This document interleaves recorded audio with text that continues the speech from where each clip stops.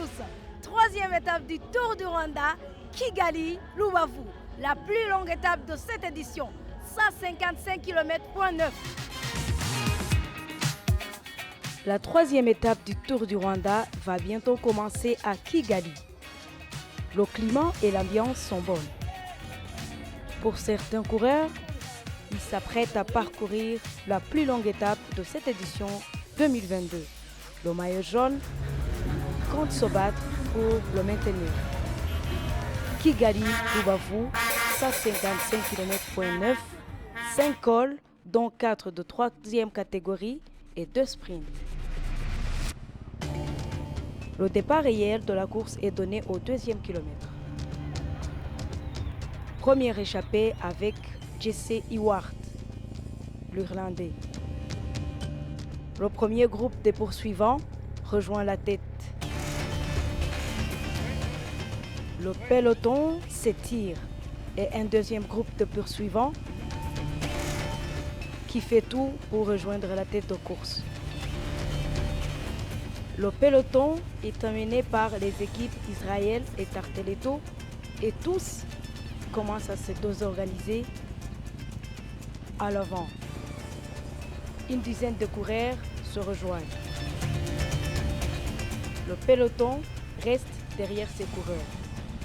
Arrivé à Kanyina, finalement, 6 coureurs se détachent de la tête de course et parmi ces coureurs, il y a Jesse Iwart et Pierre Roland. L'échappée est reprise aux 105 km. Le peloton semble fatigué. Derrière, il y a le maillot jaune, Alexandre Geniez.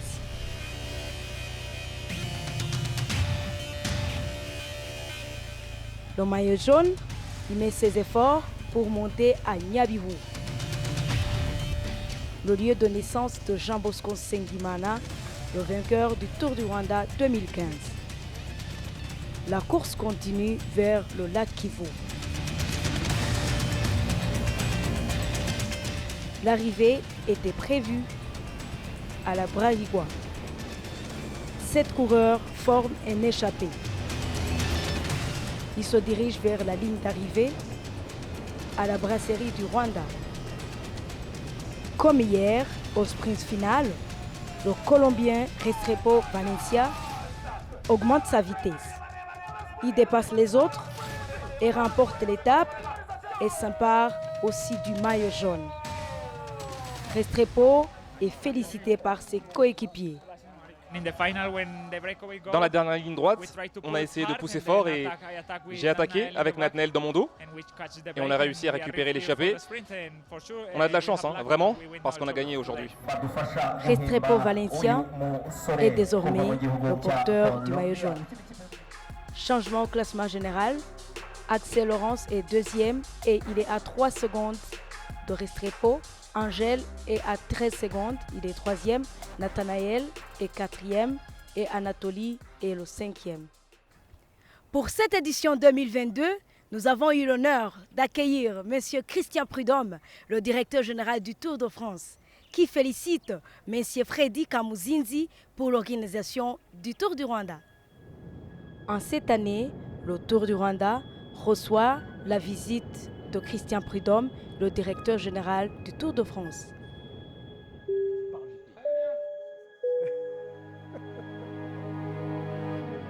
Ça fait 24 heures tout juste que je suis au Rwanda. C'est la toute première fois de ma vie. J'ai très envie de voir de mes yeux ce que j'ai vu à la télé, lu dans les reportages, c'est-à-dire la ferveur, l'enthousiasme, la passion des Rwandais pour leur tour. J'ai envie de voir le mur de Kigali. Moi, j'ai envie de voir plein de choses. J'ai envie de découvrir, j'ai envie d'apprendre moi aussi. Toute l'expérience que tu as, elle nous servirait beaucoup pour rehausser notre niveau et puis surtout faire grandir le Tour du Rwanda et puis surtout créer des synergies avec le Tour de France. J'ai vu quelques images de ton pays, le pays aux 1000 collines. C'est pas 1000 collines, c'est 10 000, 100 000, 1 million. Il y en a absolument partout. Mais ça veut dire que sportivement, c'est un terrain probant. Parce qu'il y a beaucoup de côtes. Ça monte, ça descend, etc. C'est-à-dire qu'il y a un terrain qui est formidable. Le décor magnifie l'exploit des champions. Vous avez tout pour ça. et avec une perspective évidente. C'est-à-dire que les championnats du monde de 2025, c'est un atout aussi pour le Tour du Rwanda, parce que ça fait 4 éditions, 22, 23, 24, 25 avant les championnats du monde, pour grandir. À t'entendre, on a tous les atouts. D'autres ont aussi des atouts, mais vous avez des atouts objectifs, oui. Chacun connaît le public belge, le public flamand en particulier, chacun connaît le public basque, chacun connaît maintenant le public Yorkshire, chacun connaîtra demain, j'en suis certain, le public du Rwanda. Et puis on sent aussi l'émulation qui arrive chez les jeunes, les 12 coureurs rwandais qui vont participer au Tour du Rwanda, la volonté d'avoir un champion qui sortira. Donc ça c'est vraiment très important pour vous, mais pour nous aussi, pour le monde du vélo en général. Tu dois dire que tu as beaucoup de chance, parce que à peine tu arrives au Rwanda, il y a la présence du public. Oui.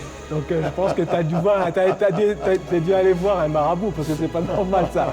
Je veux dire, c'est vrai, ce que tu dis est très important, parce que c'est vrai que ces 2 dernières années, on avait quand même une image un peu différente.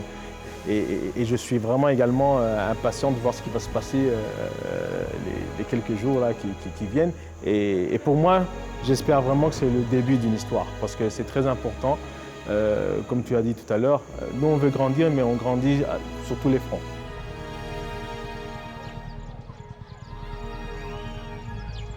Désormais, dans la planète cyclisme, il y a un endroit un peu plus éloigné que les autres, mais qui est très fort et qui sera de plus en plus fort, c'est le Rwanda.